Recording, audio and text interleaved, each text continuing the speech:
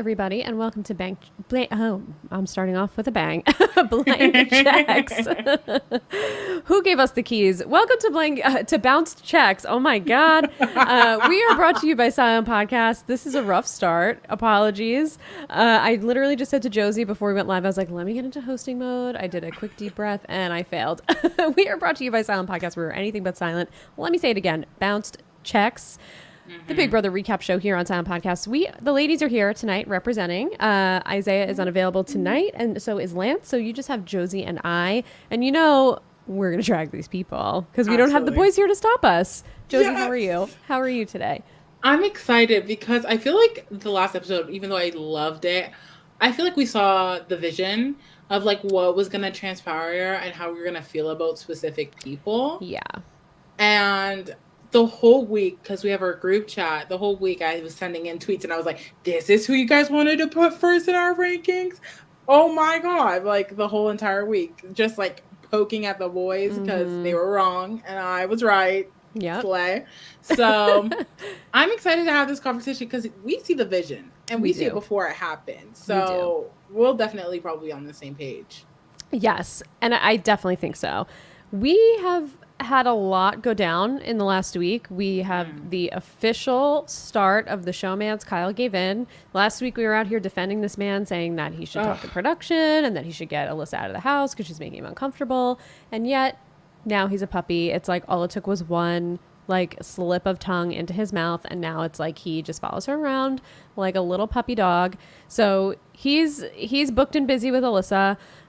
We had Muffin Gate with Turner eating half of Jasmine's muffins, which was truly incredible. I mean, like, can we stand Turner anymore for this? Right. We had Nicole and Daniel basically just give it all up. Nicole went home.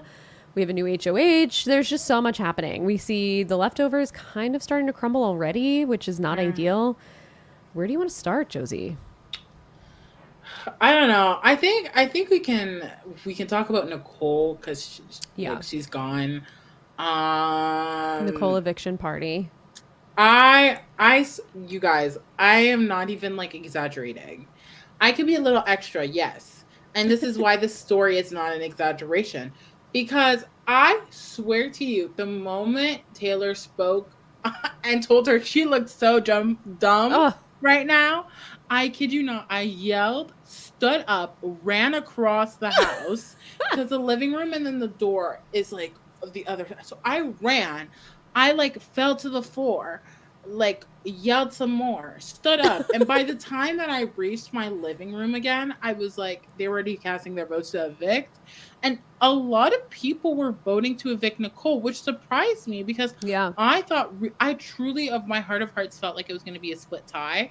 I mean, I wasn't paying attention to the feeds before the show, so that looking back after the eviction and seeing how it was transpiring, it made sense that the vote went down the way it did.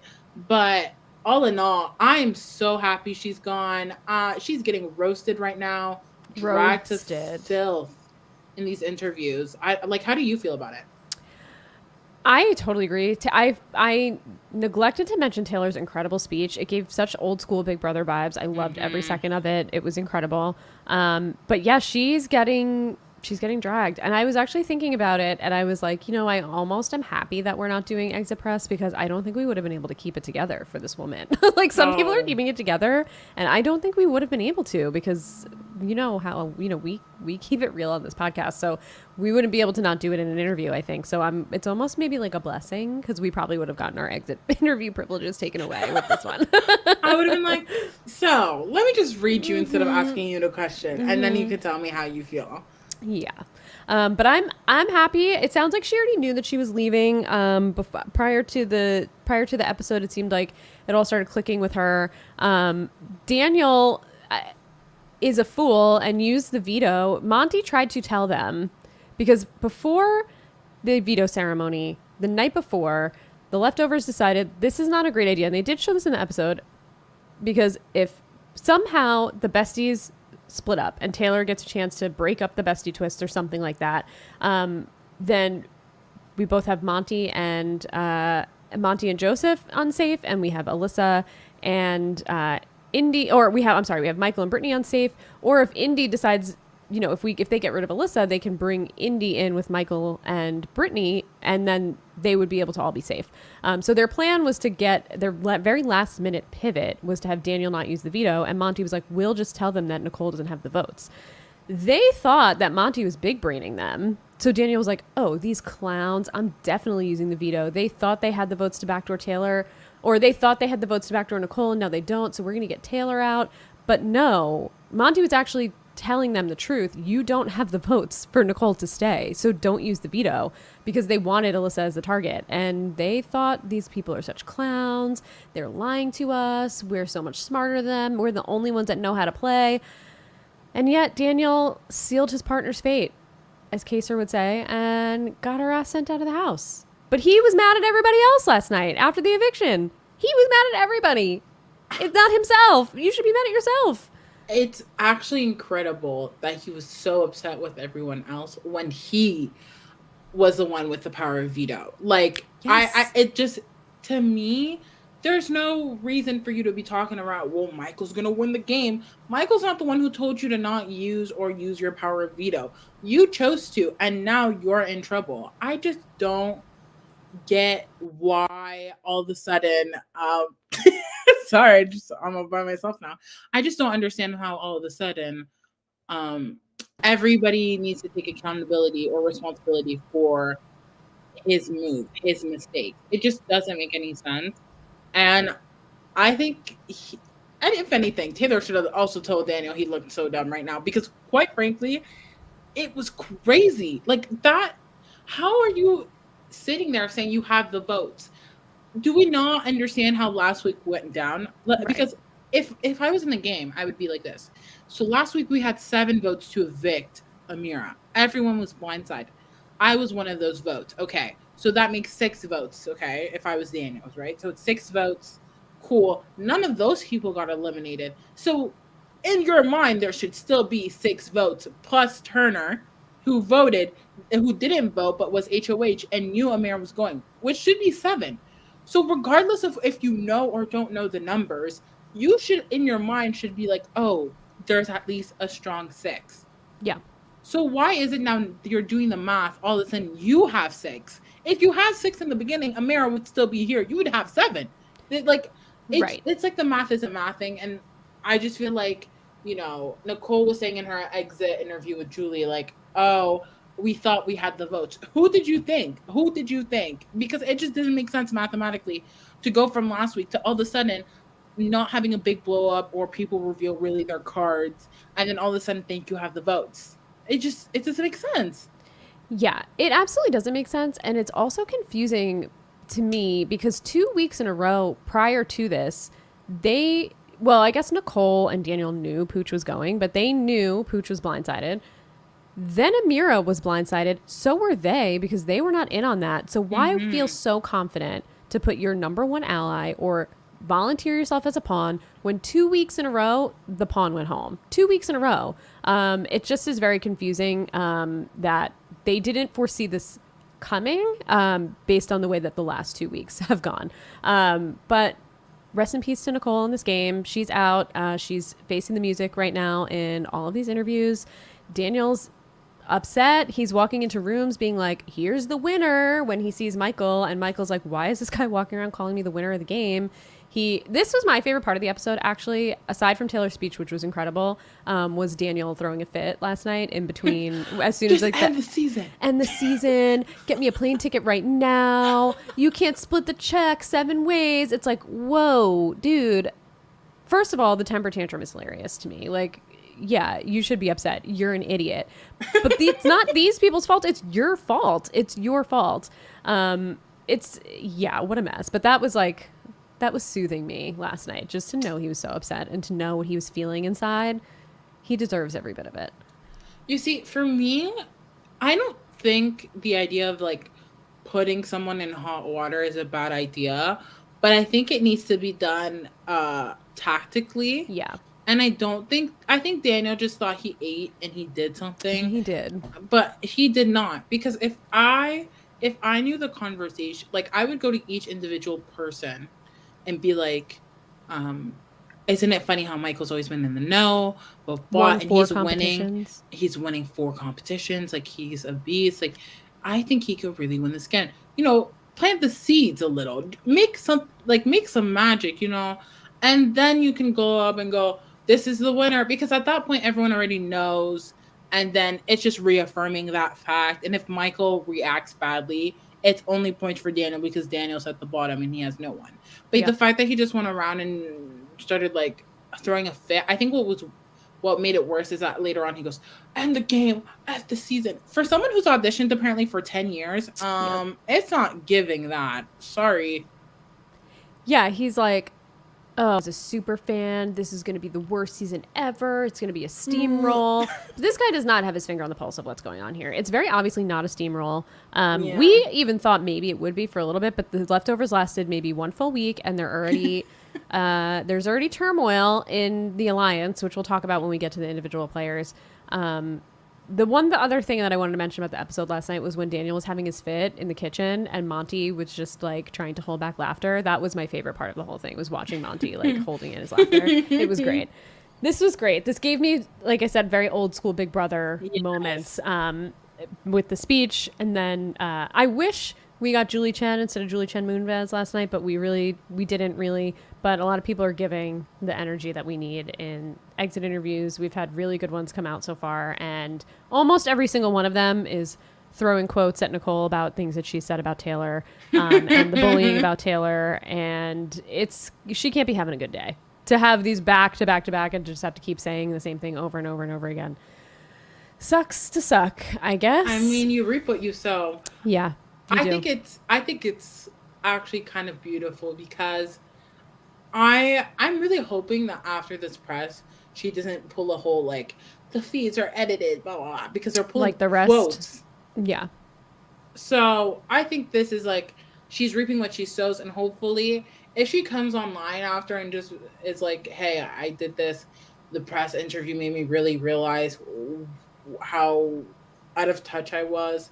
I will work on myself." Cool. People are going to be much nicer to her than if she comes back on some she didn't do nothing or the feeds edited her. Mm-hmm. So I hope that this press is giving her the like reality check she needs before because Paloma kind of got off scot-free, and then because she's not taking it in. Yeah, but like she didn't get press interview. I think if she would have been eliminated on press interview, like if Taylor would have sent her packing in like the battle or whatever, Paloma would have got ripped to shreds. Yeah. Ripped. Yep. And Pooch too. Pooch didn't have interviews either for some reason. I think because he had a black eye. I don't know. That's my conspiracy theory. But I do know he accidentally posted a picture of his face with a black eye for like 13 seconds on Instagram, and someone got a screenshot of it, and then it was gone. And then he didn't have any interviews. So I don't know. But yeah, Amira got it a little bit. She played a little more dumb. I will say Nicole is admitting to a lot of things that she said. So I don't think she can go back and say the feeds were edited. We didn't see, you didn't see everything, because she's even saying like, no, Nicole, Taylor didn't bully me. And I was just essentially being a hater based on what other people were saying. Mm-hmm. So we'll see when she sees some of the clips, what she has to say about herself, but it can't be anything good. I mean, it looks a little bit better than Amira, I'll say. Because Amira, have you been seeing her respond to DMs on the timeline? No. People are like DMing her and like trying to hold her accountable. Oh shit. Someone tweeted a DM thinking they weren't gonna get a response, and then she did. And whoever tweeted it said, "It would surprise me that you are a part of the Google's diversity." Whole office, if that's how you treat a dark-skinned woman. She was like, actually, I'm not a part of that office. I don't know where that came from. Yeah, I'm actually not sure where that came from either, because she did always say that she was like a UX writer, and I never heard her say that she was part of the diversity, equity, inclusion sector of Google. I don't know. I thought maybe I just missed it. But I guess that's good for Google that they don't have this girl at the head of it, because that wouldn't be great. But if she even has a job anymore, I know for myself, I would never be going on to Big Brother flaunting, especially if I had a job at Google to lose. Like, wouldn't be me. Yeah, actually, that's so tea because Google's not the workplace that you can just like pretend like you No. weren't on a reality TV show. Right, right. Like you And she didn't can't. even start her job yet. She had told Jasmine one night that she has a job waiting for her and that they put her start date on hold. So we'll see if she ever even Gets starts to on. begin with. We'll see. We will see. All right. I'll bring up our players. We'll keep talking as we go through the player rankings here. But we do have a new HOH. I think feeds are still down for the Oh, nominations, I unless we're right I on have time. it. We have noms. Um, Okay. Every week we're right on time with these nominations. so Michael has nominated Joseph, Monty, and Terrence. Joseph. Okay, I think that's what we had thought going Mm-hmm. into the when the feeds went down today and starting the podcast. That's the last thing that we had heard on the feeds. Right now, I believe the plan is to backdoor Daniel, but it does seem like Michael is like, well, if Monty goes, it wouldn't be the worst thing in the world, and things are getting a little weird with the leftovers. So we could definitely start talking about that. Can I go into presentation mode here? Does that work? Yeah, No, it's like I the don't think you same can move thing. them. Okay, normal view. Oh, Never mind. no, you're good. Presentation Nope. mode, you can do it. Oh, okay. Well, now I don't know what I did. Okay, whatever. It's fine. All right. So, Josie, where do you want to start? Should we start with the bottom? Should we start with the top? What do you feel like? Where should we go? I think we should start from the top because I just want to reel in Kyle real Let's do it. quick. Let's do it. But we have not Michael, sorry, yeah, Kyle. Mm-hmm. So we'll start with Michael, but just you wait. I got a lot to say. Um, when it comes to Kyle. All right. All right. So what? Let's start with Michael. Michael won HOH. This is his fourth comp. He won 3 veto comps. This is his first HOH win. I don't know that we know what the comp was yet. If we do, I'm not sure what it was. If anybody in the chat knows, or Josie, if you know, but it sounds like Daniel was 4 seconds slower than him. So he came very close to winning, which would have been probably a Horrendous. disaster. The only bad thing would have been if he put up Michael and Brittany. Otherwise, the leftovers would have stayed strong this week and they would have gotten someone else out. But I do think that would have been absolutely horrendous and horrible for Taylor. She definitely would have touched the block again. So it would have just been a bad week. So we came very close. Sounds like Michael eked it out.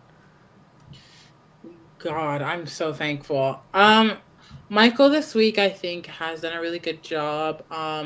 I think he's really worked on his individual relationships, Mm-hmm. notably with Indy. Indy has been caught on feeds talking to cameras about feeling good about Michael, which is good, you know. Um, aside from that, I feel like he's in a really good position with the leftovers. I feel like either situation of a rupture, he's not the main one I think people would look at. Yeah. As it's looking right now, I feel like he might be on one side, but it is what it is. But overall, I think I'm excited for Michael to continue this game. I am a bit nervous because these competitions are a lot. If Daniel had strategic sense, which I don't think he does personally, No. but he could have a breakthrough moment. You never know. Expect the unexpected.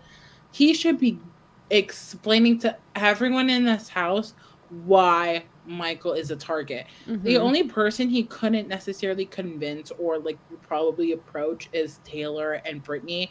And I don't think it would work regardless. So if he literally did his rounds with every single other person and create that seed of doubt, especially with his festy bestie Kyle, I think he could make some damage. Kyle is kind of like all over the place. I think he's in panic mode with like where he's at in the game. And Yep. so there could be some damage to Michael's game due to Daniel, which is concerning. Why is it that Daniel has picked Michael out of all people to yell he's the winner of the game, right? Right. Right. I think you're totally right. And if you're right, if Daniel had any strategic sense, he could be going around to the people who he feels like he could wrangle together and say, like, listen, I have nothing to lose here. Obviously, my number one just went home. But if you continue to play a game that's going to allow Michael to win, like, this is a big mistake. So keep me and I'll do your dirty work and I'll make Michael my target. Like, Michael's been my target. I already put him up on the block. Yeah, I get it. We've been going after Taylor for weeks, but like, I'm done with that. I'm going for Michael, and try and form something around himself. anybody could be doing this really, but they're not. And Michael, I think, is sitting pretty. I know you mentioned that he feels really good with Indy. He made a little side thing with Kyle and Alyssa. So he's insulated in a lot of areas. He has the leftovers. Taylor really loves Michael. He's not on the radar for anybody, which is just so surprising because he is the only person that's won, I believe the only person that's won more than one comp so far. Yeah, he has to be the only person that's won more than one comp because we haven't had a repeat HOH. And the only person who hasn't won a veto, or the only week he didn't win the veto, was this past week because he didn't play. He hosted. So, yeah, I mean, is everybody not looking at this guy? I'm really not sure. It's interesting. I'm so curious about this because I feel like at the end of the game, the jury decides the winner, right? And I think for some jury members, there are elements of the game that are more important than others. And with that being said, do they not care about competition wins? Right. Because if I'm looking at, obviously, I think someone who should win a game is someone who encompasses all aspects of the game as much as they can without like doing too much to be sent home. And to me, Michael fits that category perfectly. There's no one else on this cast I can look at and say, this competition side of the game, you can fight for why you merit that title or that respect in that sense. There's no one else but him. So it's like, and the fact that he's really well insulated socially and he's in an alliance, I don't think he's ever voted wrong. Yep. Like he kind of so far is the most balanced player. Yeah. And so the fact that no one's really calling his name, I don't know if people aren't just thinking, I just don't know if they're not thinking about jury at this point or if they're thinking about, you know, overall gameplay. But Michael's scary. Like he's scary. Yeah, he is scary. And it's interesting because Daniel obviously did come in the storage room yesterday and say like, here's our winner, but it was very like hostile about it. If he chose to kind of reverse that thinking and continue with that narrative, but maybe in a more subdued way and strategic way, he could maybe get somewhere. But right now everyone's like, oh, Daniel's just having another fit. Like no one's taking the guy seriously. So he really seems to be the only one, but you're right. I mean, I think people are seeing Monty as a bigger target, Joseph as a bigger target, Kyle as a bigger target. People were still going to want Taylor out. Michael's not top of anyone's list right now, as far as I know.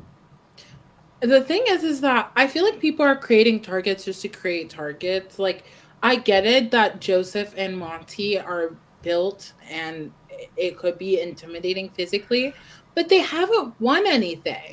You're just judging them off of the fact that they're bigger guys. Yeah. Well, Monty did win the HOH, but other than that, that was a crapshoot. Like, it was like that like repeat of like All-Stars 2 with like the cup. Like to me, that has no physical. No, not at all. He just happened to find an envelope with a red letter in it and then just ended up beating Nicole. But the thing is that if you think about it, Katie, this season, the competitions they've been very equalized. Yes, I don't know they if that's like there's no competition you can look at and go, this is catered to someone who's strong. Obviously, at the end of the day, endurance competitions are always going to probably, you know, fit someone who's a little bit more lean, or a petite girl usually also does fairly well. But besides that, all these other competitions have nothing to do with strength. So these people are going off of their physique, but these competitions aren't necessarily suited for them. So this target that's being made in my opinion, shouldn't be bigger or smaller than Jasmine, who's won a few HOHs and has come in close, or I don't know who else, but even Daniel himself. Like there is nothing crazy to like base off this threat target level in terms of physique. Yeah, it's really true. And I think we probably both agree that we'll leave Michael in the spot that he's in. At A, because I think this is a perfect segue to Kyle, because Kyle has been talking about targets and has been saying a lot to Michael, specifically about a Cookout 2.0 and being his biggest fear in this game is people with diverse backgrounds coming together. I don't know how much more blatant he can get about what he's saying. I mean, just say you hate black people and go. Yeah, and not even black, but like any person of color, like Literally. any person of color. So not only is he equating every person of color to be the exact same and have the exact same story and reason for being there, but because I'm sorry, Indy and Monty are not the same. They have different walks of life completely. Like I don't even know that I would compare them. But he's literally lumping them all together in a group and saying every person that's not a white American needs to leave. That's my biggest fear. I don't even know where to begin. I need to like breathe because it's a lot. Like I think I think what really upset me is I saw people on Twitter say, "Oh, we have to blame the cookout for this. This is the cookout's fault." And to me, they were like a lot of people were saying they should have hidden their mission. They should have, just done their Absolutely own not. thing. But it's like I don't think people really understand or deep what the cookout means. Yeah. Prior, we're acting like we've always had diverse casts. Like, no, we just started seeing 50% BIPOC, Mm-hmm. like people within our television screens in our competition shows. There's been 2 seasons, I think. Yeah, because BB Yeah. 22. So it's been 2 seasons of Yeah. Survivor and 2 seasons of Big Brother, and those are really the only 2 shows that are adding Yeah. making the 50% quota or whatever. But we just started seeing this, and we've had to sit back and watch white alliances dominate the game and not even give chances to people of colors simply because of their skin tone. And so for Kyle to sit here and try to reverse racism my ass and Yeah. all of the live feeders is quite ridiculous. Like, it just doesn't make any sense. We have watched white alliances come together, and yet no one says it's their fear or they're scared of a white alliance. We've never said that. We've No. never said that. It's just an alliance. So why is it now that people of color who could be in an alliance together is because of their skin tone? It could be just because they view the game the same way. It's always going to be reduced to race. And that just really showed Kyle's entire ass, because he's going to act here and say it like he was, down for the Taylor cause. He's an ally. He stands by Taylor. He didn't like her treatment.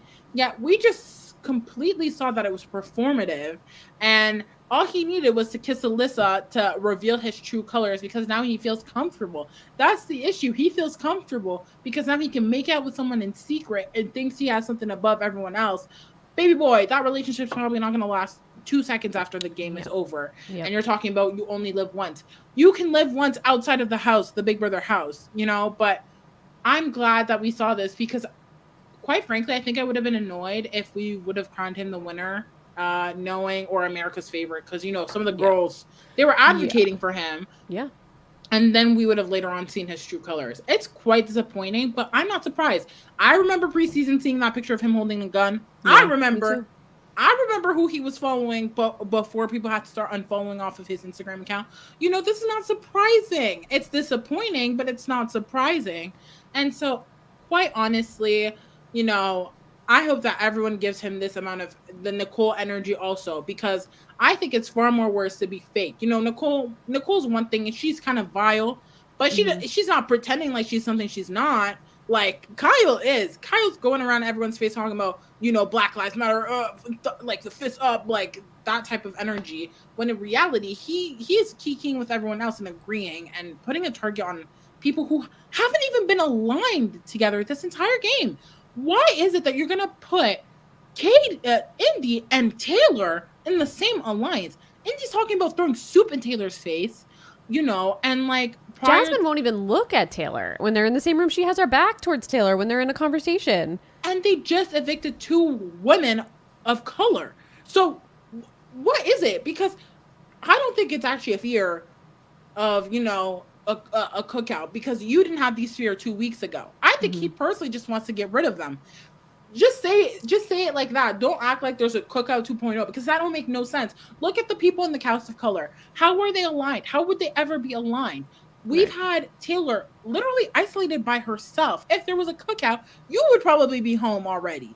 It just doesn't make sense. Like, just say you want to target people of color. Don't start making up lies and talking about I'm afraid of the Cookout 2.0. Just say just show who you really are.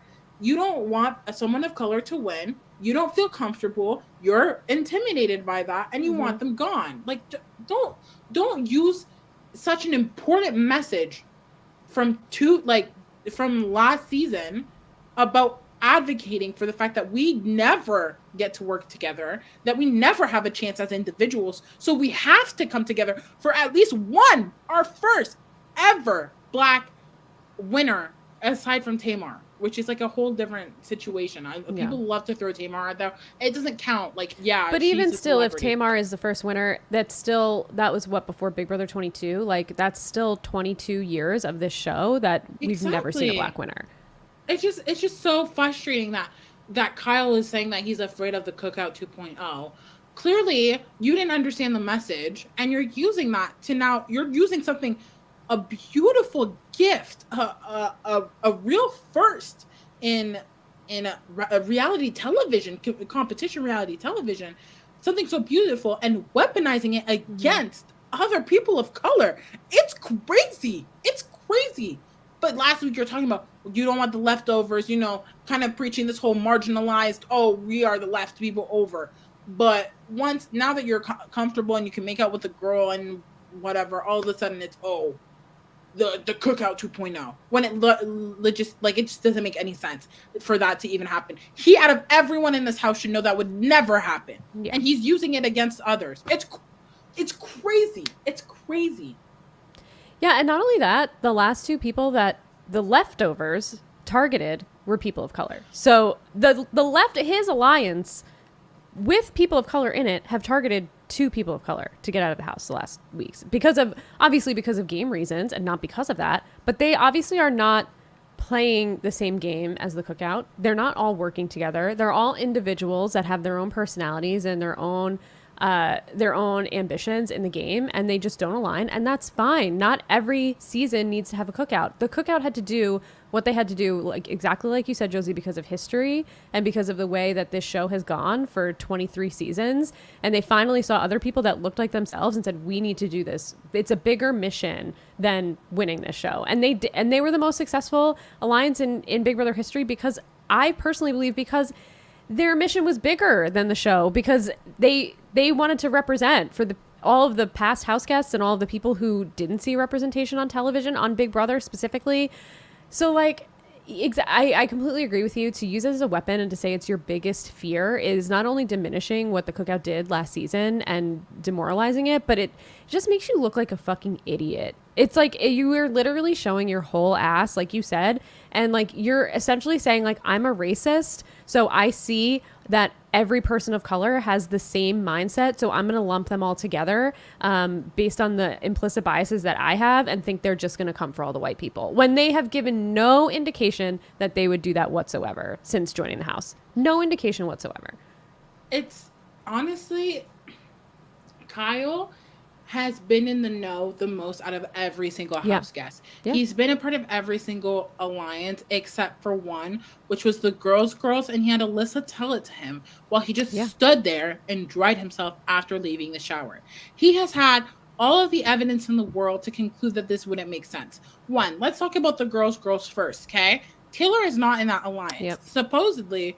And, Taylor and Nicole. Nicole was not in that alliance. Jasmine was in that alliance. Indy was in that alliance. Amira was in the alliance. Exactly, and Amira. So 3 women of color. Why is it that they wouldn't include Nicole and Taylor if there was a Cookout 2.0? Get them into the mix. So, and you know that everyone hated Taylor. Everyone hated her. Everyone said something against her. So why would people do that if they were in an alliance with Taylor and this colored Cookout? Why would they do all of that? Because it wouldn't exist up at that point. Then you have post-pack, who was in there? Michael, Kyle, Kylan, I called him Kylan, sorry. Monty, who else? Jasmine, Amira, Nicole. And I could be forgetting someone. Anyways, that's so old news, but still, Taylor is not in there. Terrence is not in there. Jasmine's not in there. Jasmine is not in there. If there's a Cookout 2.0, why wouldn't these people be in this alliance? Sure. Why wouldn't they also be a part of this alliance? Then you have Old School. Once again, Taylor is not a part of this alliance. I think Jasmine isn't a part of that alliance, or she could have been. I don't know if Jasmine was part of it. It was Terrence, I know, Nicole, Amira. I don't think Monty was a part of Old School. No, I don't think he was either. So again, these people of color, Joseph is not even in any of these. Yeah, and Joseph is nowhere to be seen in any of these alliances. None of these alliances. So again, people of color are being excluded from these alliances. I'm not just saying that people of color are the only people getting excluded. But clearly their games don't intersect with each other. Exactly. That's my point. Why are we not viewing people as people? Why does it always have to be about, people always complain, why do Black people make things about race? Why do Black people? Because other people do it, and we have to be the ones who vocalize it. Kyle saying that he's afraid of a Cookout 2.0 is saying he's afraid that all the people of color left in the house are going to band together. That's what it is. He is making it about race first. And so now that we're bringing it up, I don't want to hear anyone talk about why are Black people making shit about race? Why are people making shit about race? Because in this game, none of these people of color have worked all together. And Kyle, out of everyone, knows this for a fact. And he's still using racial biases against these house guests. For what? Because he's afraid? Afraid of what? You're creating this in your head. He's creating this scenario in his head because if he sat down for a minute and just looked and reflected on the game and everything that he knew and everything that he transpired, he would also know that makes absolutely no sense. But he is, unfortunately, I'm going to let y'all say it for me. He is what he is. His mentality is showing. His entire butt is showing. And clearly, this is not a game. This is strictly personal and his true beliefs and what he feels in his heart. I think Kyle recently just said, you know what, F the facade. I'm just going to be me, do me. I'm going to make out with Alyssa and I'm going to target people of color. And it's not surprising. Look at the material. Yeah, it's like he almost shed his skin. Like he had this skin over him that was preaching to Taylor of like, I want to see the badass Taylor that was outside in her sunglasses. And, and he said even last night, to Michael when he was saying this, that the leftovers came together out of necessity, and now it's not necessary anymore because they are the majority alliance, which it doesn't make sense, and it doesn't align with what he was saying when the Cookout was I'm sorry, I keep saying the Cookout, when the leftovers were forming. And it's unfortunate. And to touch on what you said about, people always saying like, why do Black people always make it about race? We live in a society, and we keep it real in this podcast, and we don't have the boys to rein us in. We live in a society that has white supremacy ingrained throughout. So if you don't call it out, then you're just saying that you're okay with the status quo. And that, unfortunately, there are a lot of white people who are afraid to say something or just don't even know. Like people like Kyle who think they're not doing anything wrong by saying what they're saying, but it is wrong. What you're saying is racist, and it's coming from your implicit bias and this white supremacy that's seeped throughout our culture, especially in Kyle's culture, and his religion and come on, give me a break. Like it's so deep rooted. I hate to see it that it sucks, but like KKK Kyle has been trending all day on Twitter. He's going by KKK Kyle now on Twitter. That's what everybody's calling him. It's just, this is a really rough look for Kyle. What a fall. He's fulfilling the prophecy of Kyle's in Big Brother right now by showing his true motives. And it's really unfortunate because we thought we misjudged him before he came into the house, and we were like, oh, maybe it was his ignorance and whatever. But like, nope. I think he just had 1.5 good weeks, and all he had to do was make out, and now we see who he really is. I think to your point about, him calling that alliance, the leftovers, like a necessity to me, it just, it's okay to like play the game and navigate it moving forward in the best way you can so that you can secure a win. But the leftovers is his best bet at winning, especially with Alyssa still in the house. Alyssa will protect him for with everyone who isn't in the leftovers. He can play the middle perfectly if he chose to do so. But rather, he's deciding that, you know what? I'm done using the people of color. I Hmm. got the other people of color I wanted out. Cool. Let's get rid of these other people of color because there could be a cookout Yeah. 2.0, which, as I mentioned earlier, is not feasible because none of the people of color's games have intersected in a way that benefits one another. All of them are playing an individual game, and he knows that, and he's using that, and going to other players and ingraining that fear that Hmm. he has, which is based off his racial bias, which is absolutely crazy. I think Kyle is screwing his game, really, honestly. Oh, prioritizing Alyssa, like, aside from the whole leftovers comment, prioritizing Alyssa, who has no one, Yep. she doesn't have the numbers. Why are you now backing her? Because even if the leftovers don't target her, once you get there, she's the easy pick. Like, Yep. she's gonna go. So she's not giving you anything. You're in the majority alliance. Any information she could provide to you, a lot of other people within the alliance could also provide. So she isn't, she's just not gonna put him up. She's probably gonna vote alongside him.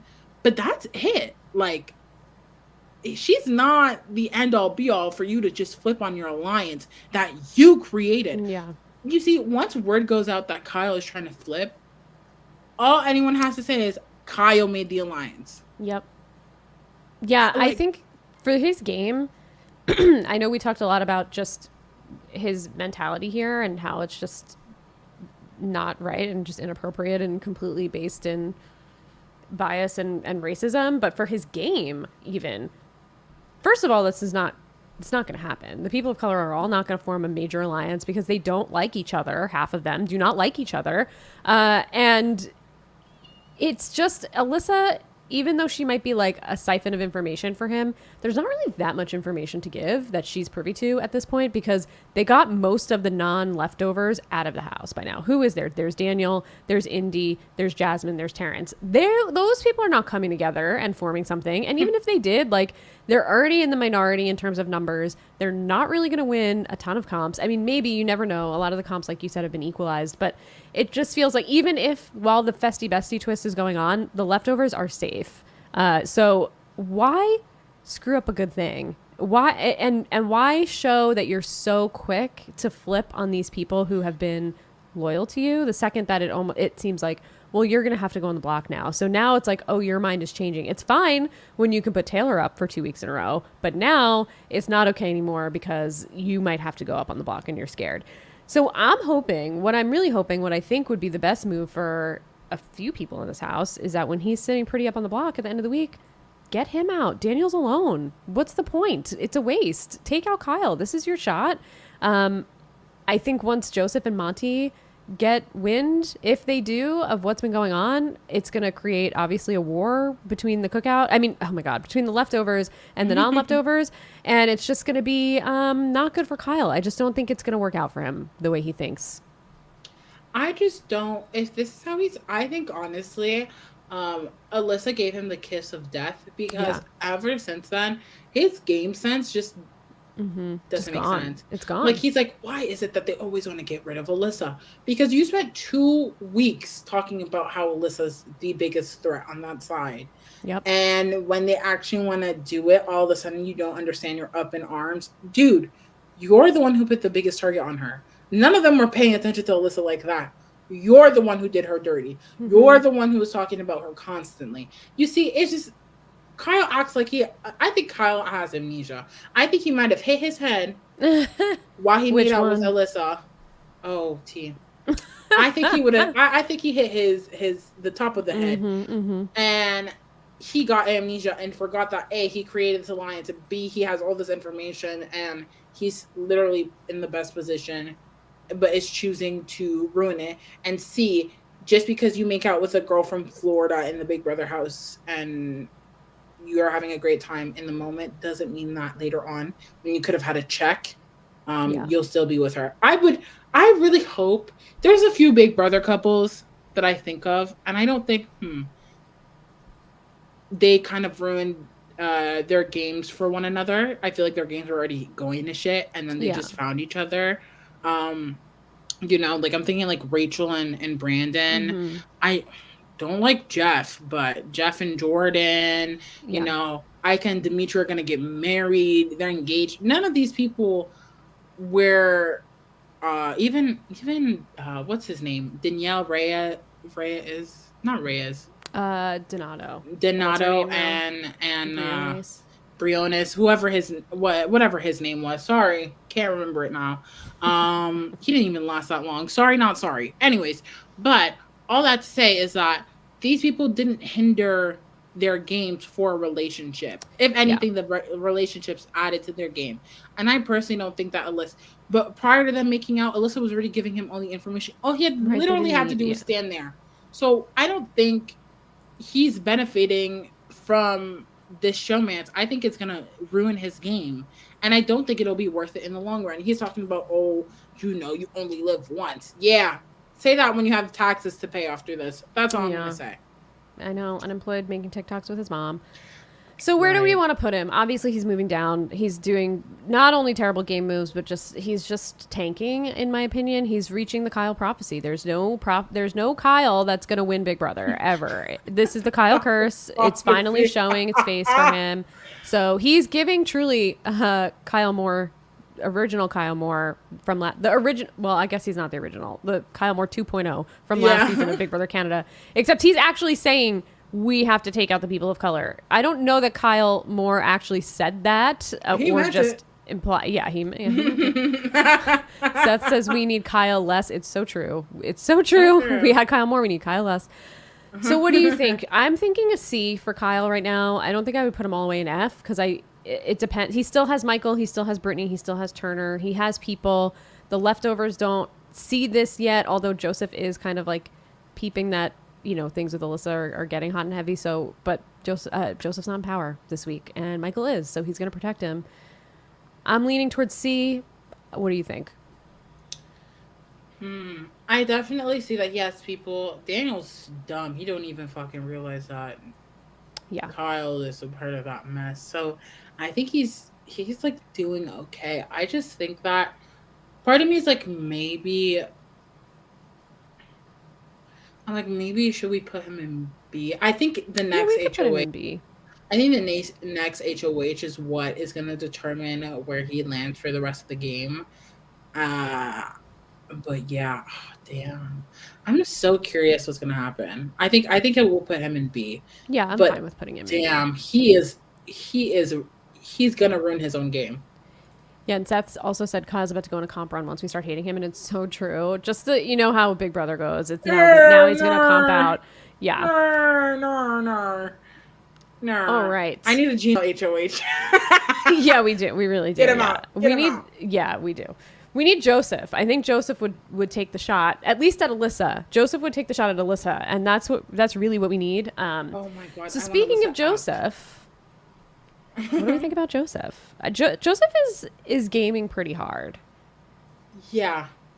I The thing about Joseph is that maybe it's because I agree with his views, but I don't think he's doing too bad for himself. Yeah. Um, I think he manages. I think he's honest. I think he's like the manager of the leftovers in the sense that he looks at everything and goes, maybe we shouldn't do that. Maybe we should do that. And they're really good calls usually. It's just that I think because he doesn't have power, people don't respect him. Mm-hmm. But if Kyle, and I'm gonna keep it real, if Joseph looked like Kyle, people would take Joseph more seriously, and Yeah. that's T. That's T. Because every time that man speaks, he's right. I've never once watched feeds and been like, "Oh, Joseph, you're wrong. That take, ooh, that take is off." No, this man is spot on. People don't listen to him because they don't look like Kyle, and Yeah. that's the problem. And that's the problem. But I'm hoping he could use that to his advantage, and navigate the game, still do what he does, make it to the end. Be like, obviously his physique is one thing, whatever, Mm-hmm. but like at least that social prowess, that mental game prowess. I'm hoping that he just turns it on with that a competition win and just goes crazy. Yeah, I agree with you. I'm inclined to maybe leave him where he is this week because he is on the block. There is a chance that he could stay on the block depending on what happens with the veto. And while Monty, I think, would be a bigger target than Joseph, I don't necessarily see a world where Joseph wouldn't go home. I know ideally the leftovers would vote out Terrence, but if things start turning and flipping, they would want to take out either Joseph or Monty to not only split them up, but to take out a big target and a big threat. It all depends on who has more friends in the house. I like what he's doing. He has a good relationship with Indy. He's really seeing what's going on with Alyssa and Kyle, and it's making him feel uneasy, so he wants her out. I think he's still leftover strong. Him and Monty specifically, I think, and Turner are very strong on the leftovers and feeling like, they can ride that to 7 and then see what happens. But I'm nervous for him just because he is on the block and he does game hard. And I don't feel like he has as many relationships as others. Like, is he close with Jasmine? They're cool. But, like, I don't know. Would Jasmine put her neck out for him? Probably not. So I'm kind of inclined to leave him where he is. Seth also said in the chat that it feels like Joseph might go in the double eviction. And I can see that. I can definitely see that. He's kind of giving Brett Big Brother 20 energy in that way, where the Alliance can drag him along and then just take the shot at the double eviction when it's easy to get him out. There's so much to think about. Do we know? Okay, I'm trying to do the votes. Yeah, so if the 3 of them stay on the block, we have the 3 guys. So Monty's not voting, Joseph's not voting, Terrence is not voting. So that's 3 votes. Then we also have we have Michael not voting as the HOH. So we would have Kyle voting, Turner voting, Taylor voting, Brittany voting, Jasmine voting. That's 5. Alyssa, Indy, and Daniel. So there would be 8 votes. So they would need 5 votes to evict somebody. Right? Okay, so hypothetically, let's say that Kyle wants to turn on Monty. Let's say hypothetically. If Kyle, Brittany, Alyssa, and Indy and Daniel come together, he could do that. And they will. Daniel has no one, and he's already pitching that he'll do their dirty work. He'll do Michael's dirty work. Brittany's going to do whatever Michael says to do, essentially, because they're final 2, and that she wants to ride with him to the end. Indy will do whatever. Who knows what the fuck she's going to do. She does like Monty, though, and she does like Joseph, but she also likes Terrence, so, like, she could do whatever. And Alyssa and Kyle are going to vote together. So it's just a matter of if those guys stay up on the block, then Kyle essentially has the numbers to do whatever he wants because he can wrangle those people. So there is a good chance that if he wants to get Monty or Joseph out this week, he can do it if they stay on the block. My thing is the first shot. I feel like if they get rid of a leftover member, it's just not going to age well, honestly, because I'm trying to look at it because they haven't communicated this thought to Brittany, right? Not to my knowledge. I don't know. I'm not sure. I think Michael has been like, well, if Monty goes, like, oh well. Like, I think he hasn't pitched it. I think I'm not 100% sure. I haven't been super closely paying attention today. Okay. The reason why I asked is because I feel like Brittany might feel some type of way, and I don't think Brittany's not in the dark as like other people. So if that were to happen, it like I feel like Michael and Kyle would get a lot more heat than they would want, which is not good. Yeah. They would shoot up in people's targets list. So I just think, I think they should just stay leftover strong until jury. If you want to shoot at people because you think they're going to win, cool. But this would be Kyle's week to do it, which is kind of scary. I don't want that man manifesting Taylor POV for my mental health. Okay. Yeah. I mean, it's also could be Michael or someone else's week to take the shot at Kyle if they stay on the block. So it really could be like anybody going here. I personally, I want Daniel to go, obviously, because of Taylor and just get this man out. He doesn't deserve to be in jury. He's awful. But, like, if I'm in the house, I'm like, why am I going to bother getting rid of this guy? He has nothing. He has no one. It's a waste. Like, there's these big, juicy targets up on the block. Let's take the shot.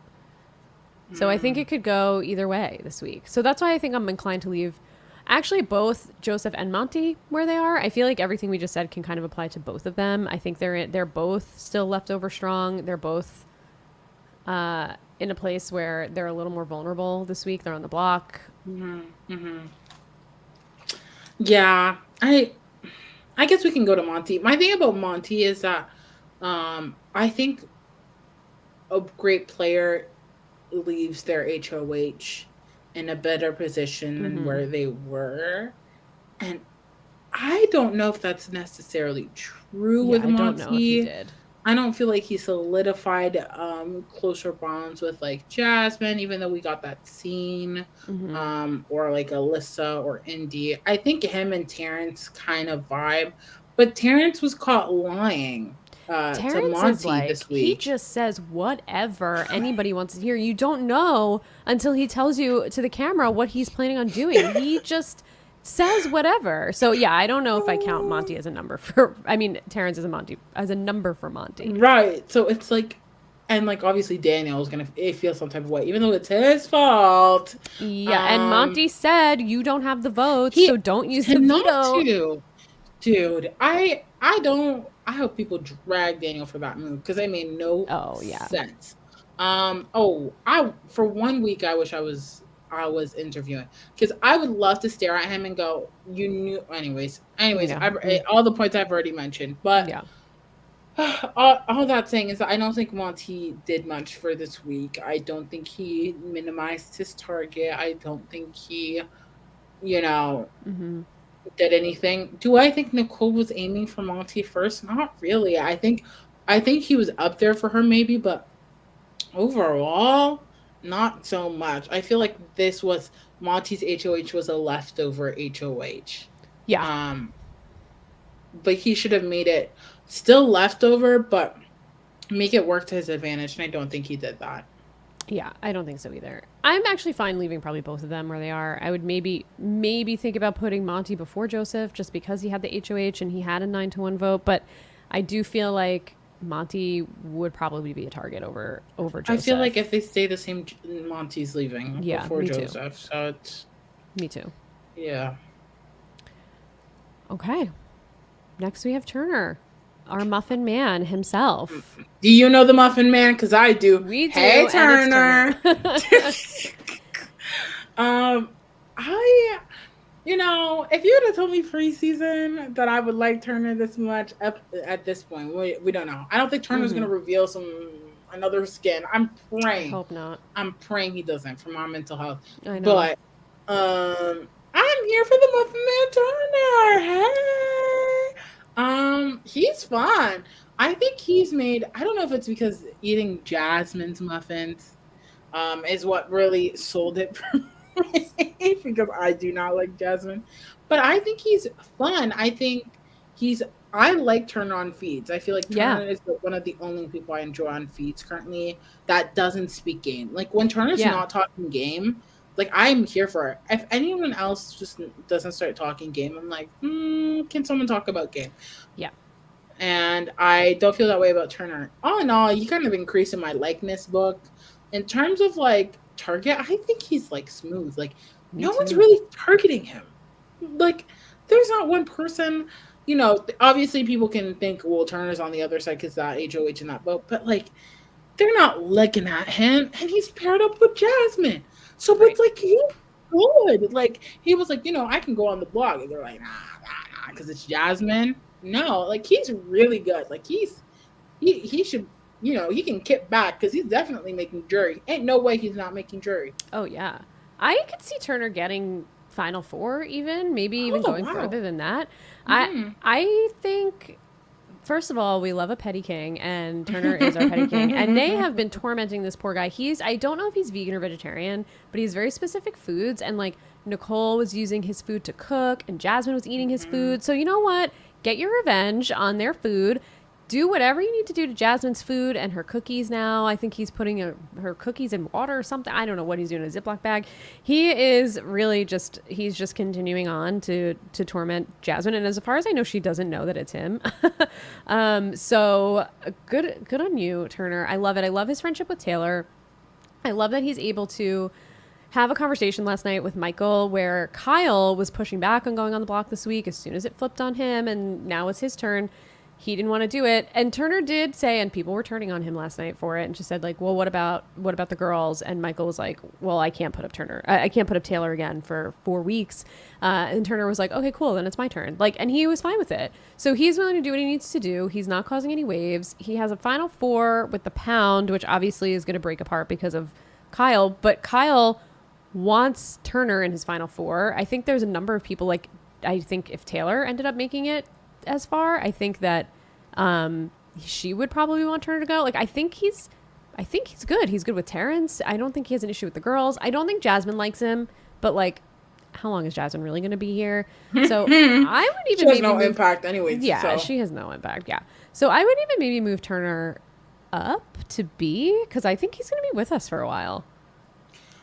You know what? The only hesitant, part of me is like, put him in, but the only hesitant I'm like is that, does he have power? I feel like B, right. A, and S are like, they also have power and they're moving the game. I don't think he has that. I think, honestly though, I do think that he has really good, like a really good bond with Taylor now, which is great. But I don't think he could ever go up to Taylor and say, do this. And I don't think that he would prioritize Taylor over the Pound, which is unfortunate, because I don't think people on the Pound are going to prioritize him more than like Taylor would at this rate. No, so, I agree. I don't know. I don't see him, the game sense wise, once the leftovers fall apart, I don't think he'll be making good decisions. See, the thing is, I think when the leftovers fall apart, I think he's going to have such a nice float right in the middle, because they're going to be shooting shots at each other, and I think they're all going to miss him. And that's why I think he's going to be good until definitely at least mid-jury. I see him going to 4. I don't know if he could win. I don't know. It depends on what his resume is going to look like. I mean, he did get a mirror out. That's something. But again, that wasn't really like all on him. That was kind of a group thing. If he gets another HOH and pulls a move, or gets a veto and pulls some kind of a move, I could see him getting some equity. I feel like his stock is going up, whereas a lot of other people are like, ooh, I'm starting to worry. And for Turner, I'm like, I'm not worried about him. I see that. But, you know, when you said coast, I just thought of Elena and Paris, because those are great coasters. Y'all can hate Elena as much as you want to. She was on my draft, so I still had that Elena defense, but I was defending also Kevin and Josh in terms of gameplay. Not personal. I don't know these people in real life like that. I can't comment on that. But to me, it's like there was still control of at least one player. Helena had Marty down. Like there was Martin would go to Helena and tell her this, and then Helena would be like, no, Martin, no.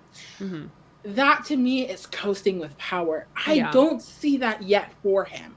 That's why I'm like, I would rather put him above. Yes, I was gonna say I would rather put him above Joseph and Monty. Yeah. But B, I just need a little bit more power, or like, let's see what kind of influence he has with Michael this week, if any. Yes. And we can reevaluate next week. Okay. Also, you're getting a compliment in the chat from Camille saying such good French. Oh, thanks. She says. So. And we have some French here. I'm not going to read it and embarrass myself, but this is for you, Josi. Oh my god, that's so fun. Love it. Okay, moving on to our girl, our queen, Miss Taylor. Amazing speech last night. Looking fabulous. Amazing speech. She's safe this week. Finally, she'll get to vote again this week, because Michael is very against putting her up on the block, even though some of the guys are like, maybe the girls. But he is like, no, I'm not doing that to Taylor. So she has an ally finally in Michael, who is valuing her enough. What about her game moving forward? What do we think? I think, okay, so Indy spoke to the live cams today, and she was referencing Taylor as her bestie. And she was saying, you know, I don't want Taylor to go on the block because I have to go on the block, and I don't want to go on the block. And she's kind of, in my opinion, picked the best duo to go with. Obviously, for the leftovers, it made sense. But if Alyssa and Indy get HOH, I don't know how long this was gonna last. Right. That's But the thing. if they get HOH, they can't put Taylor up. She's good. She's good. Jasmine's not going to put Alyssa up on the block. No. She is in the best position. The only person I'd be like, is Daniel. But even then, if Daniel puts Taylr, he puts up Alyssa and Indy. How is he going to manage that? Because of every single person who sat beside Taylor and was supposed to be safe, she ended up staying. So I don't think that's going to generate a good feeling towards whoever puts up Taylr with Alyssa and Indy, because look at the math. Pooch was sitting beside her. You know, Taylor was on the block. No, was she on the block? Yeah. She was on the block next to Pooch. Yeah. But was she the first noms? No. Yes, she was, because Pooch was upset because he thought she was going to be a backdoor. Nom stayed the same that week. Okay. And then also Nicole went home and Amira thought Taylor was going on the block. Hello? Like, Taylor is so secure until this bestie twist. Yeah. So I would like her. I know these girls don't like her, but you know, this is showbiz. Make them like her. You know? Yeah. I know. I've been in the student government scene. As someone who's president of a student association at the University of, I'm not gonna say it, but you'll know if you follow me on Instagram. But I get it. Sometimes you don't like people and you have to pretend you do. That's life. Like literally life. Yeah, it's life. You know how many people I don't like and I have to deal with every single day? I don't turn my back on them when I'm in a conversation with them. Exactly.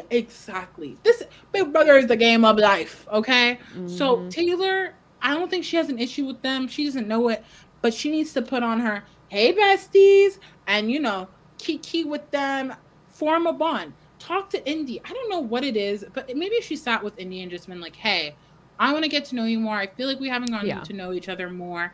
Maybe that would peel back some layers, and maybe Indy would chill out on Taylr. Just maybe. So I would like Taylr to better her relationships with everyone who isn't leftovers, but I wouldn't blame her if she didn't, because of the way she was treated prior to the leftovers. Yeah. So it's hard, because it's like, how much of it, there's also, while you're playing the game, there's also, you're playing it as a human and as a person. So it's like, how much can she take before she's like, I'm just going to chill with the people who fuck with me. If you fuck with me, you fuck with me. If you don't, you don't. Let's keep it pushing. Like, so I can't blame her, but I would like to see them chill out on her. Alyssa is not, because anytime Kyle looks at her, oh my God. But, that's what I would like to see. Yeah, I'm with you 100%. I am a little nervous still for Taylr in the game. I think you're right. I think there has to be some kind of like a breaking point where she can break some walls down with these people, even if she like pulls Jasmine aside or pulls Indy aside, and it's like, hey, listen, I know we didn't get off at the best foot, but like, we're here, we're obviously besties now, like, let's just chill and get to know each other. Like, we're safe this week, like, I just want to have a good time with you and really like get to build our relationship in this house outside of the game, like whatever it is. And maybe that would bring some people down in some of like the weirdness they have with her. I kind of feel like she's in a little bit of a similar position as Turner, because kind of like you said, she just doesn't have the power, but I think she is good for probably a while, because once shots are being taken within the leftovers, I think they're going to forget about Taylr. And I do think she has a chance to coast a little bit further, maybe not get as far as Turner, but it does feel like if Kyle starts taking shots at Monty, then Joseph's going to fire back at Kyle and Alyssa. And it's like, again, the shots are going to miss Turner and Taylr. So I can see them getting a little further. I just don't know if she, to your point, has any control in that situation. It's very similar to Turner. I think Turner has better personal relationships with her. I think they're both playing like a relatively similar game where they're just kind of like chilling. I don't see her calling any shots. I see her still being potentially like used by the leftovers, and I just want her to have more agency, and I want her to say like, no, I'm making a call. Like, we need an HOH from her, and we need her to like be firm in what she wants. And I know she wants Daniel out, and I know that's good for her game, but if things stay the same, like, Daniel can't touch her. She has the votes to stay no matter what. Like, he should be thinking beyond Taylor now. Like, take that tunnel vision away. But And I want her to see that and be like, this maybe isn't the best thing for my game to get Daniel out. I know it's best for me and my mental health. Maybe it's not best for my game. Maybe I need to start thinking a little bigger. And I just don't know if she would go that route. So the thing is, I don't think she can go that route if Daniel's just going to be bullseye.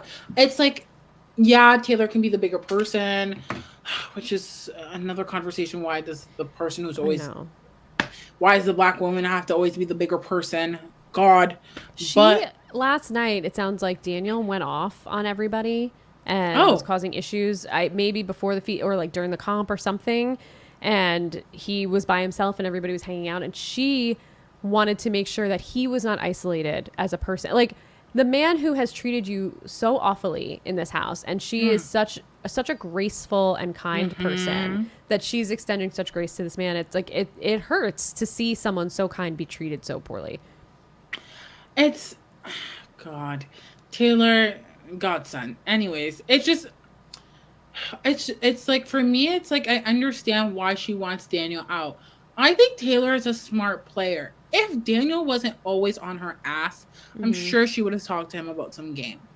But yeah, I think, Daniel, like Nicole, made it impossible for her to actually be able to potentially even work with him, because she's been open-minded, open-spirited, as long as it's not me, Sandra Bullock, not Sandra Bullock, my God, Sandra Diaz. As long as it's not me, Sandra Diaz, like she's been on that wavelength, like she's been in survival. And these people have closed the door repeatedly on her face. So it's like, I'm not surprised that she's like, once Daniel's, I think once Daniel is gone, that will be interesting, because you won't, obviously Indy's another case, but because she's with Taylor, it's going to chill out. But Daniel's the only one who's a force against Taylor at this rate, at this point in time, with the situation that we're in. So, again, if she needs to work on relationships, it should just be with the girls, really and honestly and truthfully. Daniel, he got nothing. He has no equity. He should be the one going out to her, not the other way around. He should be like, girl, you got the sauce. You were supposed to go week 1, night 1. Like, you got it. Let me hop on into it. Let me get some ingredients. Let me, share with the neighbor. Give me some sugar. I am your neighbor, outcast. Like, he should have done some of that, and he has yet to do that. So if he doesn't go up to Taylor, I'm okay with him going, and I'm okay with her wanting him to leave.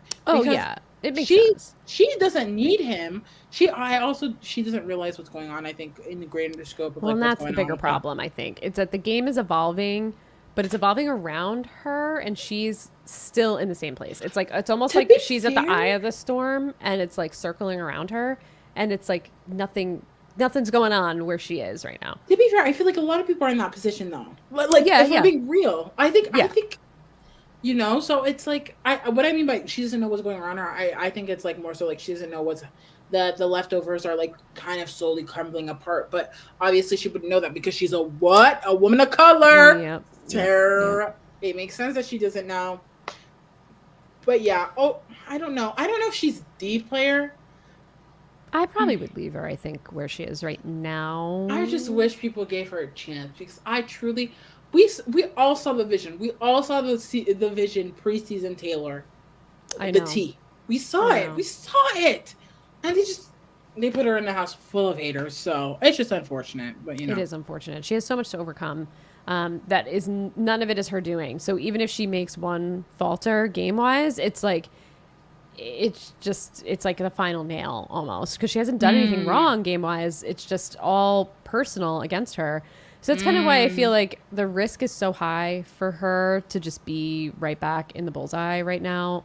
I would kind of leave her where she is. I just don't know what agency she really has.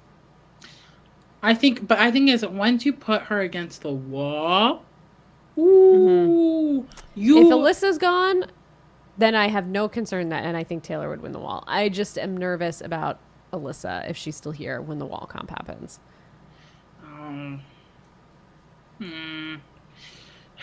Anyways, I have thoughts on Alyssa, but we're not there yet. We'll get there. Let's talk about Brittany. What do Do you we think want to about leave? Brittany? We want to leave Taylor where she is? Yeah, we can Okay. leave her. Brittany. I don't really know. She's another one where I really want to see more from her and less from Michael. Like, it's like she's so connected to Michael that it feels like she's not moving without him. Like, they're moving together. And I need to see her get a contingency plan that does not include Michael, because Michael could one day just flip the switch. I don't think he would, but he could very easily, and then she'd be on her ass somewhere by herself. She has a good relationship with Taylor, and I love that for her. I love their duo, and it's very dependent on Michael as well. Like, I think they have a good relationship outside of Michael, but I think Michael is also kind of like carrying them forward. I don't know. I kind of feel the same about her. Like, I want to see more from her. I want to see an HOH from her. I want to see her make decisions. She does talk a lot of game, and I think she's smart, but we've seen her be really messy. So, like, is the mess going to come back? I don't know. She's a wild card to me. What do you think?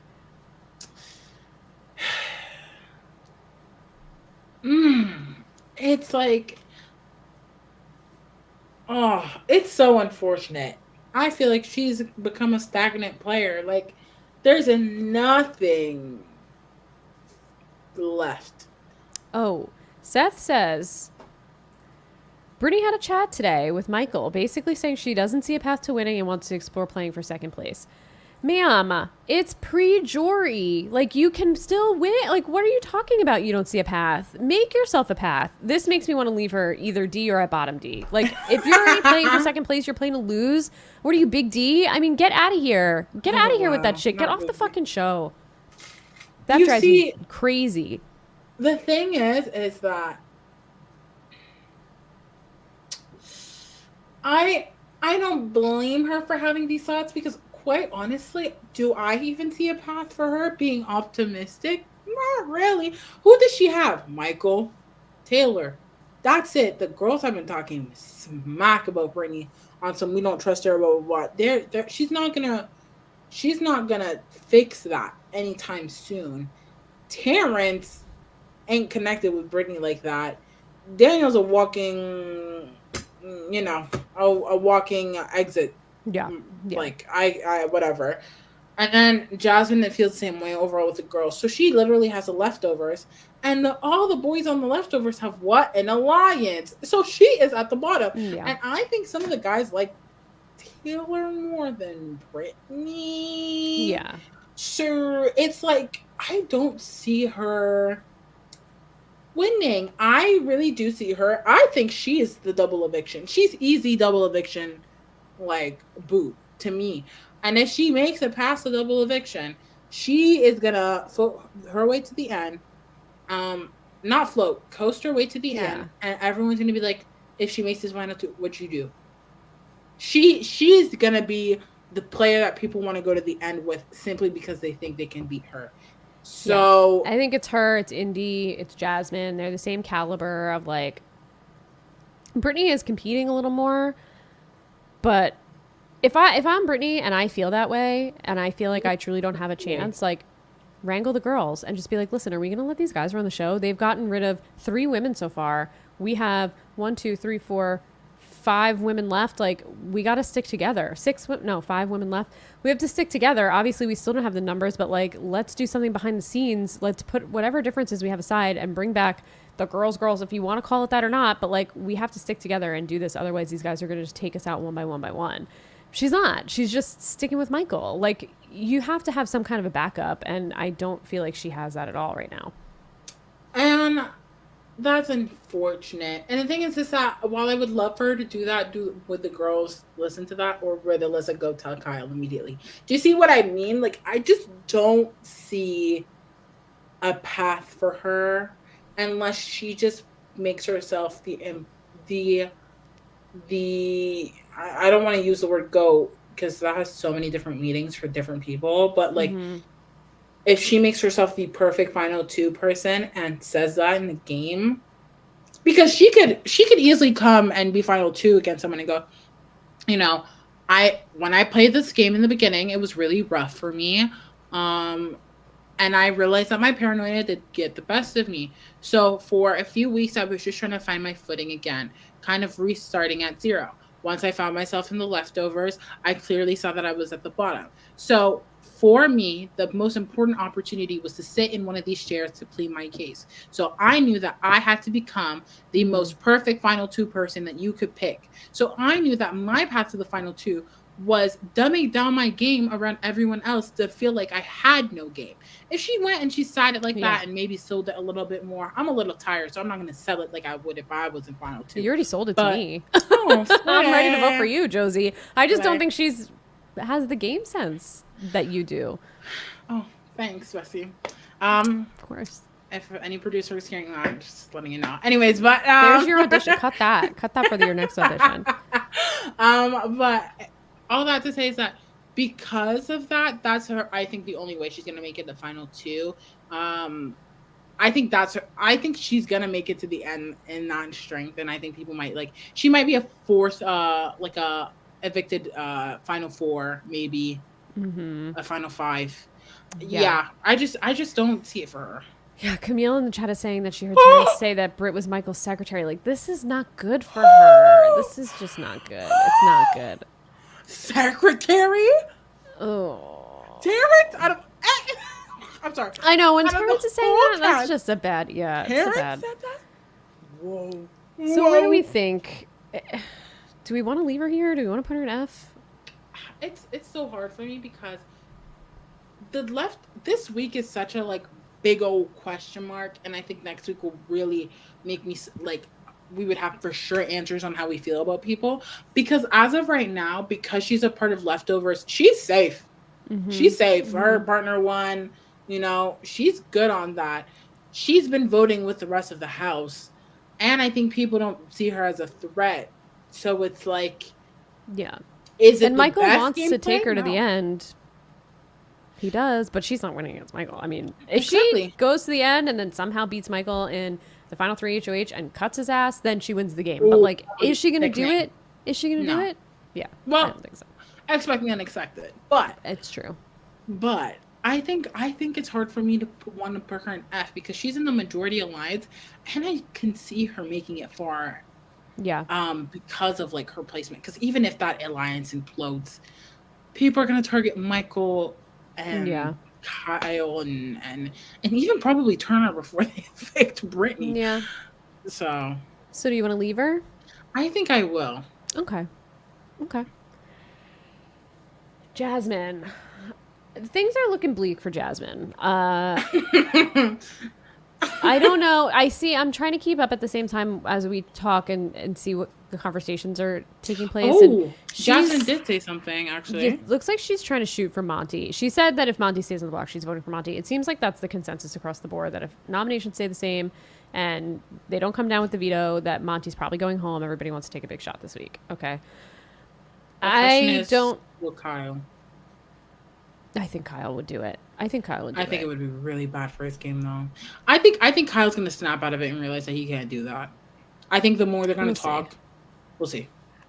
Either way, though, with Jasmine, I feel like, what is the point of her being here?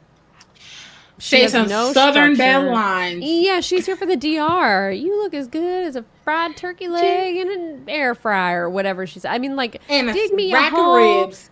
Yeah, throw me. Yeah, okay, we'll throw you in the hole. Get the fuck out of the house. Like, why are you here? She has a cane now instead of her scooter, and it's like that almost feels like that gave up any hope for her because she's like hobbling around. It's just like it's almost like it's worse than it was with the scooter. Like I'm almost like give her the scooter back. It's just like she's just there. People are still giving her food and like cooking for her. She's still being rude about it. It's just like people are gonna get tired of her shit. I think people are already tired of her shit. Obviously Turner is. He's like attacking her food behind her back just to be petty to her. And I would too. Yeah, and listen, I support it 1,000%. I would put Jasmine in F. I just don't think she doesn't have any numbers. No one's even going to pick her up. She can barely compete. They were thinking about putting her and Turner up on the block this week, but they're like, well, we don't even know if we can count on her to compete, so then it'll like hinder Turner's chance to win the veto. It's like she's literally a hindrance being there. Oh, that's so real. Whoever said that, that's so real. I hadn't Yeah. even thought about that because she couldn't even. That's Yeah. crazy, bro. She's just gonna poor Turner then. Which again, I know we said this last week, but like if you are not physically able to participate in all assets and functions of the game, aspects and functions of the game, then you need to leave. You need to leave. It's not fair. It's not fair that you're here. You're taking up space.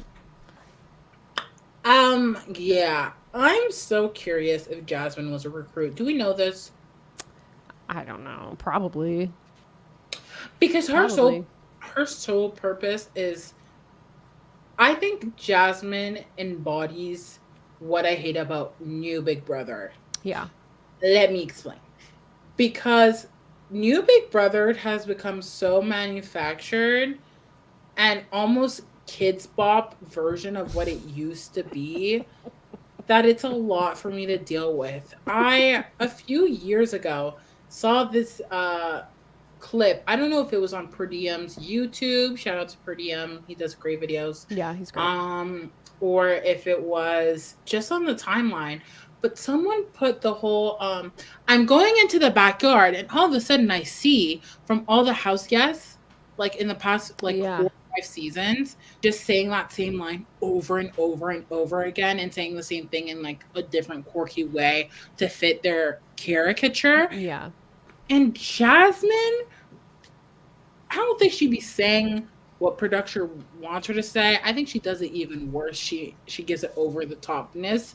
And so her sole purpose, every episode, thank God they didn't show her like 2 episodes ago or something. Her sole purpose is to, one, make that wheel noise, which she doesn't have. Thank God that's gone. So they can't do that. But now they have a boing boing noise for when she hops, which it's is like ridiculous. Boing, boing. Yeah. So she has now become the equivalent of Looney Tunes for Big Brother, where she makes every sound effect possible, and then she says stuff like butter beans and chicken wings in a fryer. I don't know. I'm a Canadian. We don't do all that. But like, I just she literally is the embodiment of modern Big Brother, and they use her as a prop, and it's she basically so is a prop. weird. You're absolutely right. She's the sound effects. She's the quotable sayings. I know Taryn from rap loves to do those like sound bites or whatever. And I personally don't like Jasmine, so I would never do that. I haven't been watching rap recently, so I don't know if he's using a lot of her sayings or Yeah, of course. if Rob is using the co-host of the podcast. But I feel like that's her sole purpose, and that's what's so frustrating, because if we had any sense of common sense, she's breaking the rules of Big Brother in a way that we've never seen before. And they're enabling it because they're letting her just do whatever. The whole like going in the air. You don't want to do the air? Okay, just run back and forth or walk or scoot back and forth. Right. There was no like, I feel like people just keep making excuses for Jasmine when she should have been a medically evac and called it a day. And she even said in that comp, I'm medically cleared, but I have anxiety. Like, everybody's scared. Nobody likes heights. I don't know. It's just like anxiety is real, and I get it. Like, I suffer from anxiety sometimes pretty severely, but like, I don't know. I just don't see the use and the point of her being in the house. She's literally furniture and a sound effect button, and that's so annoying because while I get that this is people's dreams and people fight to be here, and if they also broke something or whatever, it would be very hard. But honestly, do as they do in RuPaul's Drag Race. If they get evac, they come back the next season or 2 seasons later because they're cleared. We should do that. We shouldn't be enabling this behavior because she's not even a player at this point, and she's gonna make it to the end because she's not technically a player. Yeah, I agree. I will say I was watching the feeds the other day when they were in the backyard, and she uses those phrases when she's just in normal conversation too, which is wild because I thought they were being fed to her by production, but she was saying, I think she was calling Brittany, if I'm not mistaken, she's like a mosquito at a barbecue. She doesn't even want to eat the food. She just wants to suck your blood. And then she was saying, I'm like a dried prune on a sidewalk. It's so hot. And I'm like, okay, so you're literally, this is how you speak. Like, you speak like this in normal conversation. Okay, got it. But yeah, I think we need to move her to F. Where in F? Probably here, I would think. Right right smack in the middle, but she's not. It's only a matter of time for her. Do you think she's in a better position than Indy? I think so. I don't think so anymore because I think Kyle and Michael want to bring Indy in. I think that people want to take Indy to the end because they think they can beat her. I think Joseph now has a better relationship with Indy. Like, I think Indy's making relationships where Jasmine's just still just like there stagnant. Fair. Okay. That's kind of where I get. I see where that. I I get from see. her. I see that point, and I can agree with you with that on that. Then we have Alyssa. Oh, God. Both of us went. Ugh.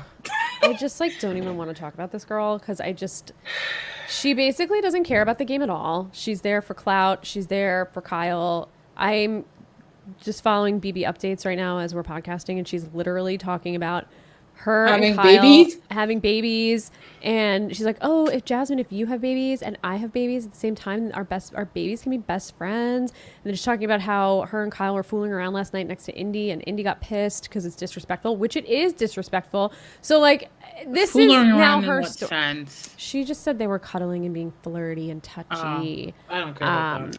I don't know if it was anything more than that, but yeah, she's just in full showman's mode at this point. She's not really playing. She basically is saying like, I don't care about the game. She'll do whatever Kyle tells her to do. Basically, is what's going to happen here. She has no mind of her own. So, you know what? Let me get some energy back. I know, like, just hearing her name drained a lot out of me, but I think it needs to be said. I say this almost every week, and I'll say it again. Cast people who want to be on the show.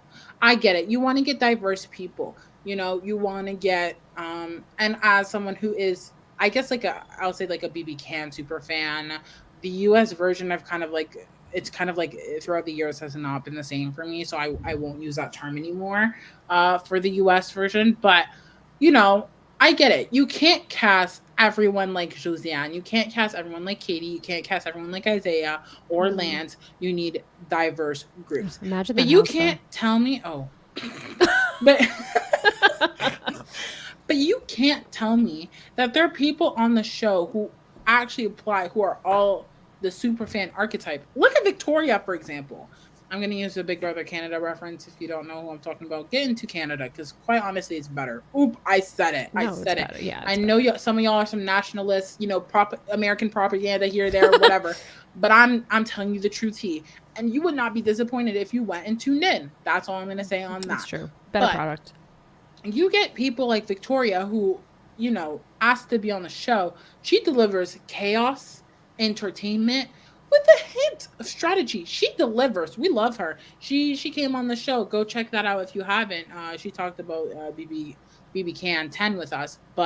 And you know, she was having a grand old time. Her HOH was my favorite week of Big Brother Canada 9. I mean, she was like she was good. an icon. And her fight with Tara. I mean, she was giving us everything that we needed from that season. Then you have people like great. Tara. Tara, speak on it.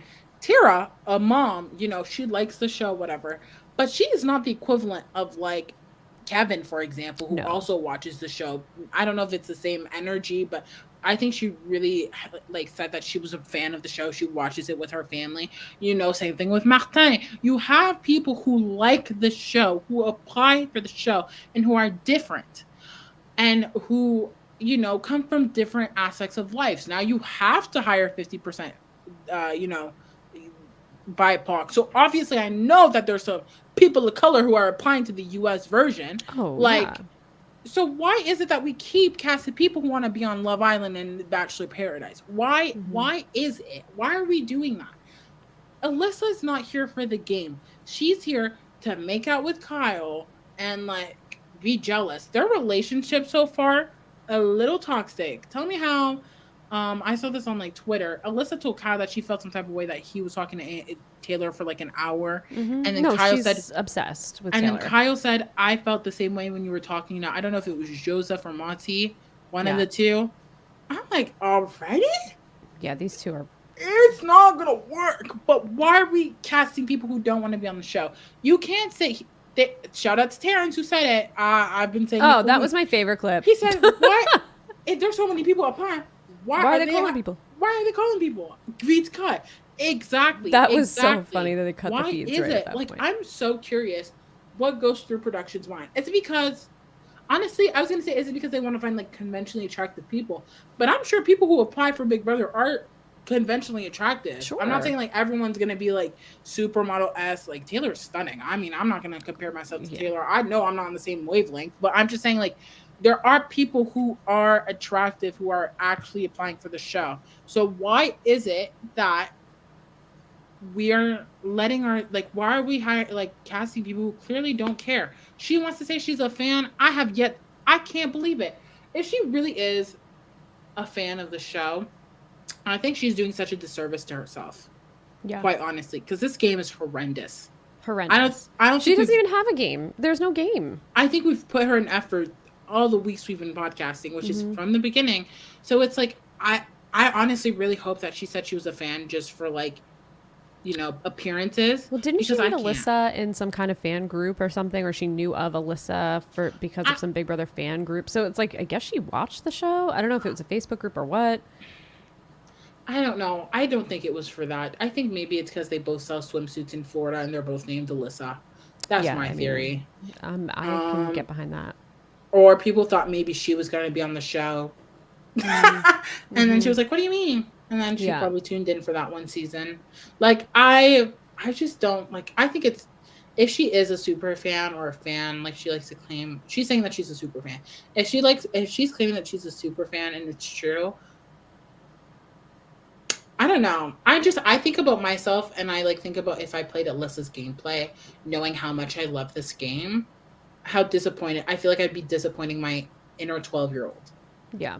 And that's how Yeah. like, and that's why I'm like, I really hope that she was just like saying that to just say that, because there's no way in heck that someone as a super fan is just doing rookie mistakes, telling Kyle everything. They weren't even kissing yet.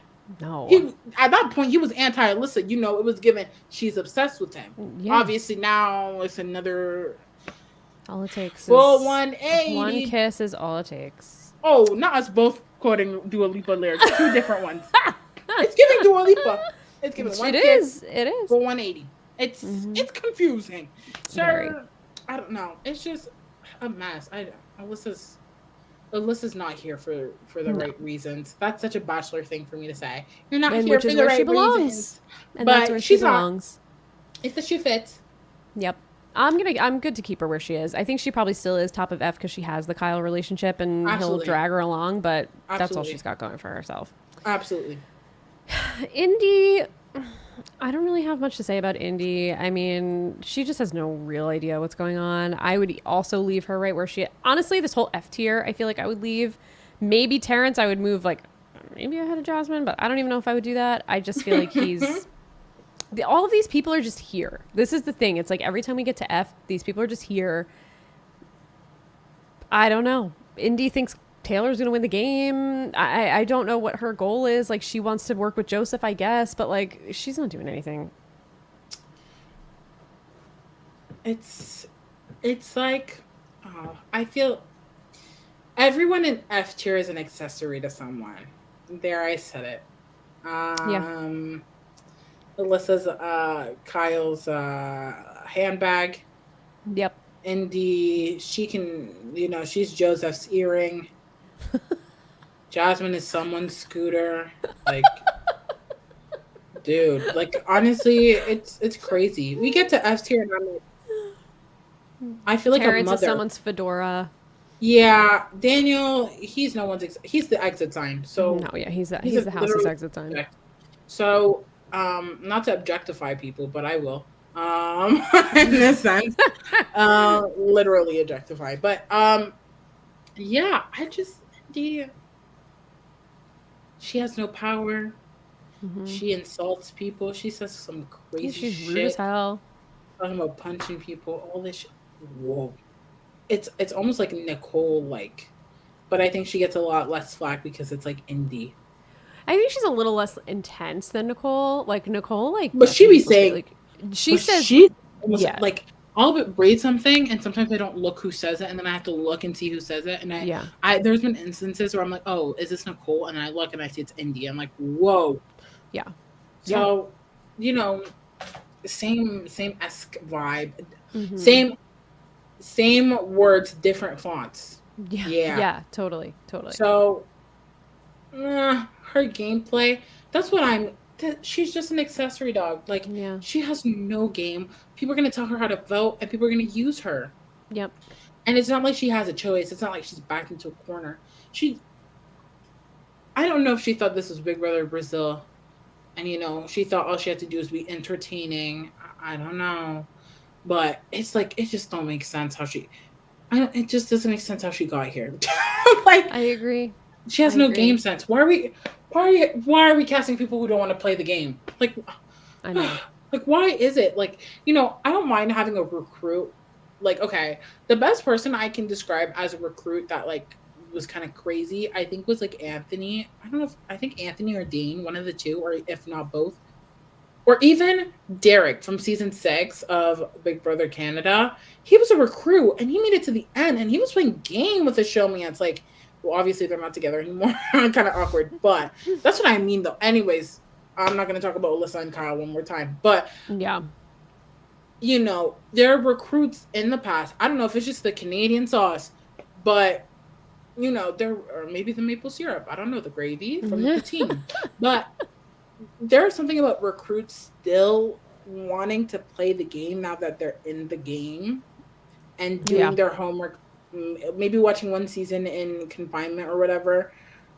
But Indy just like, even if she did apply, damn, this is not the show you think it is. It's not Brazil. Like the Yeah. lack of gameplay for this season from all of F tier is astonishing. It's really true. I feel like I could say the same thing about everybody left in this tier. Like, I have nothing to add about Indy. I'm happy to leave her here. I have basically nothing to say about Terrence. Daniel, we already know he's his 1 foot out the door. I mean, there's no reason to even talk about him. I just feel like we're at this place now where like we just have this tier of people that are just gonna sit around until it's their turn to go, and it's kind of it's a bummer. It's a bummer. Yeah, Camille, perfect. It's perfect way to put it. It's Camille in the chat says it's passive for most, and like they're passively there. It's true. It's just like they're there. They're not adding anything. They're gonna go eventually. It's like they're all following the Big D formula for me. Honestly, I've just come to the realization that this season is low key boring. Like it's actually boring because I'm thinking once about we get it. through these weeks, yeah, I think it's gonna be No, like in retrospect, these seasons have been boring. This whole entire season, like even, and it's so sad because the one thing that gave us entertainment in terms of blindsiding people is now collapsing because yeah, the two. Well, I'm not gonna put Michael into it, but the main leader who created it is tired of the people of color and wants them yeah, out.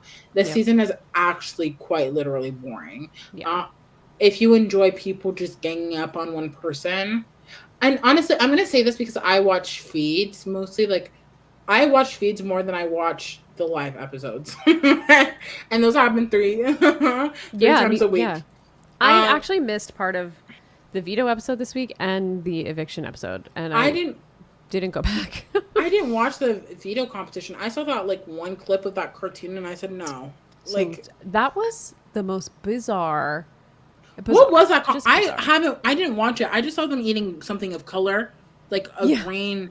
it was supposed to be. I don't remember what it was called, what the festival it was supposed to be, but it was like they had to eat this stuff that would take them on like a trip, like they were tripping on mushrooms or something, and then it took them to another On national world. television. Yeah, and then they became a cartoon, and it was like one of those things where they had to watch a video and remember all of the things in the video essentially, and then explain it to their partner, and then their partner had to answer trivia questions about it. But then they animated them as if they were in this land with like flying elephant and like they were tripping balls basically is what they were trying to make us think. But it was so stupid. It was We so can't stupid. cuss, but we can talk about an acid trip on national Right. television. Whoa! Right. How times have changed. Right. How times have changed. That's absolutely insane. This is what you know what? I'm kind of over the entire cast. We don't have to talk about them, but I'm going to talk about the show in its Yeah. entirety. I'm good. Yeah. Can we officially just say we're leaving these people Yeah, where they are? Okay. yeah. Quite honestly, the show is losing its formula. I saw Janelle tweet this and I retweeted it. And I know that a lot of the people who follow me like the tweet. I don't know if it's because they saw it because of me. I don't really know. They could have just also be following Janelle. I don't know.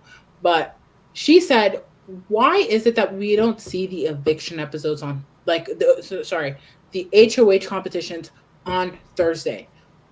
They didn't And even show part of it this week. We don't even know what it was. Usually they at least start it and then we find out on Sunday, but they didn't even start it.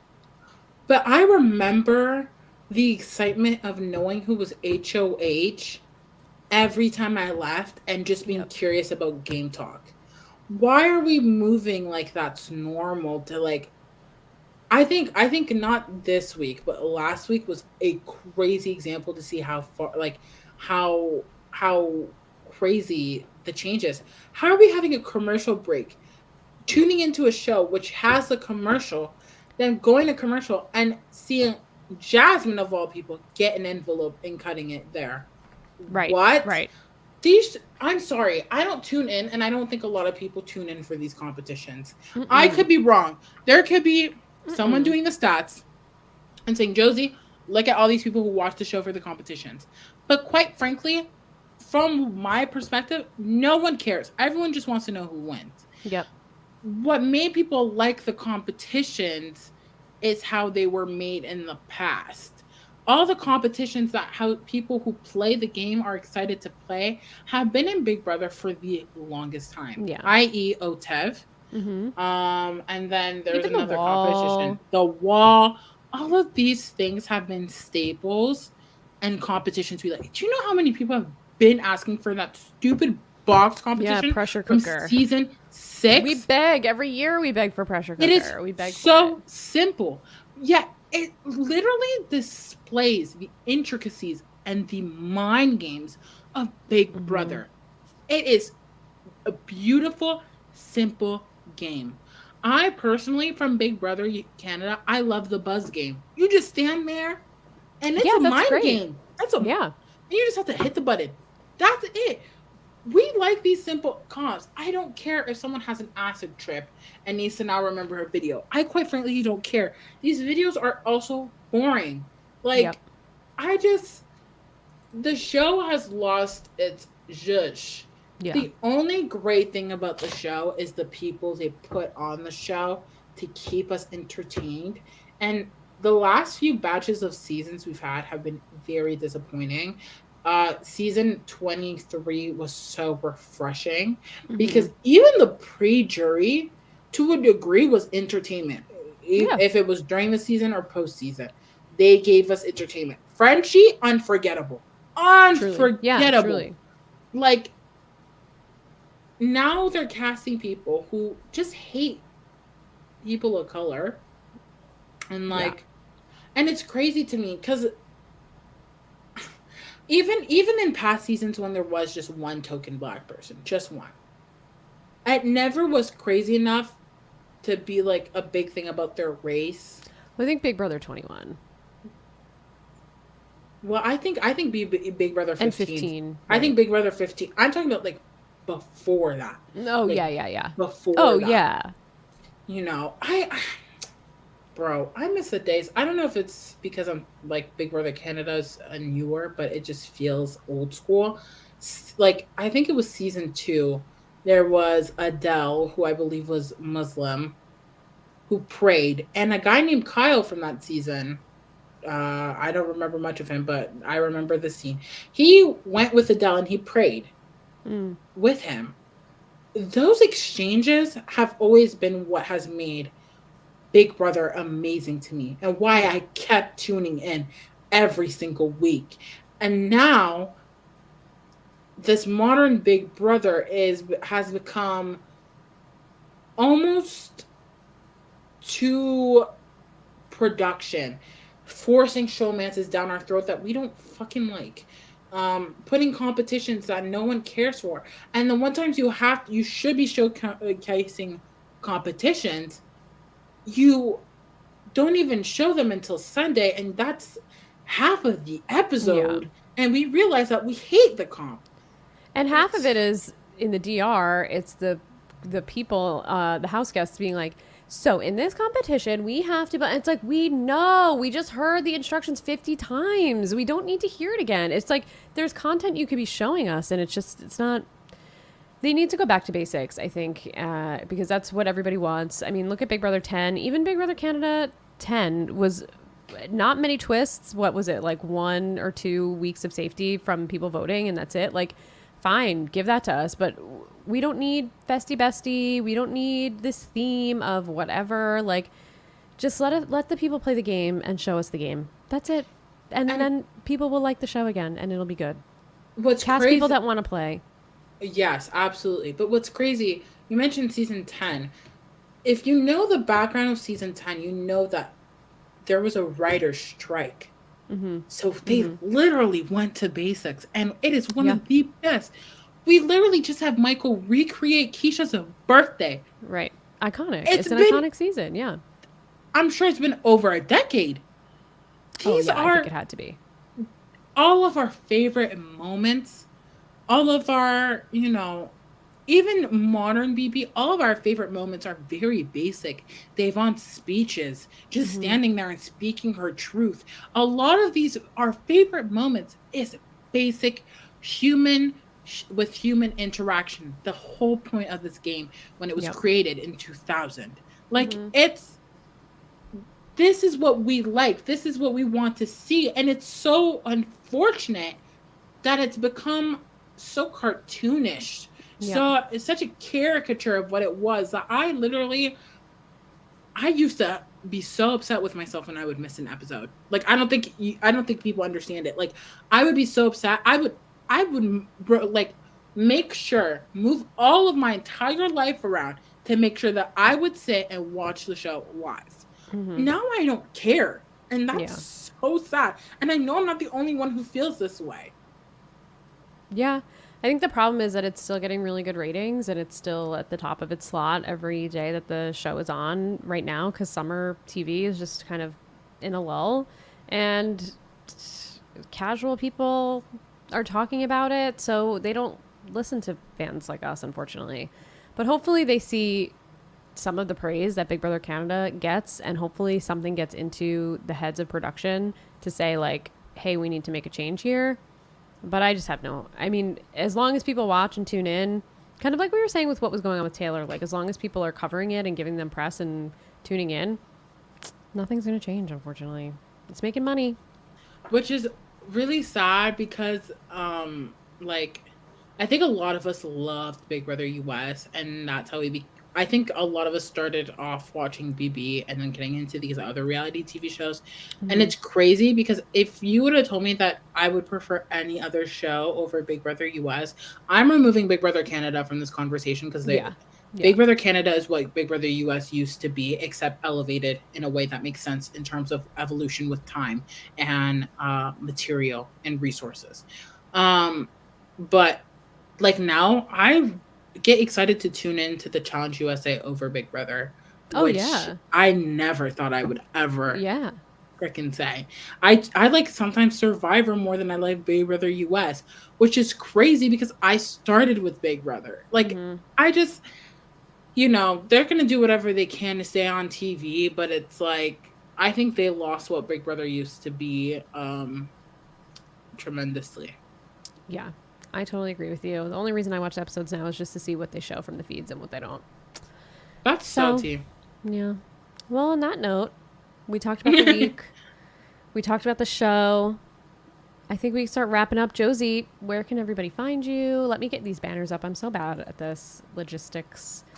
Don't worry. Yes. So, hey guys. Thank you for tuning in. I obviously always have fun with Katie, just talking Big Brother. Yes. I recently also did another podcast with Katie and our like trio member that we Our never power really came podcast. together. Our trio, our triangle, Carrie, where we talked about the Challenge USA. So if you're watching the show, tune into that. And if you aren't watching, y'all get into it because it's actually quite fun. It's a nice refresher, and it's not during Big Brother, so you really have no excuse. And they're players from Big Brother, so get into it and watch them talk about it every week. I was just a guest, but yes, it was so much fun. Also, our episode of I Don't Know About That just came out, part two. I podcasted with Tim as co-guests of, of analyzing all of the Survivor logos, as we're both graphic designers. It was fun. It was cute. It's a little camp. So if you don't like all the serious talk, get into it. It was very fun. I voiced my opinions. A lot of the girls didn't disagree. But one thing about me, I stand my ground. So you better believe I moved mountains to get the ranking to look within my image. So that was fun. Tune into it.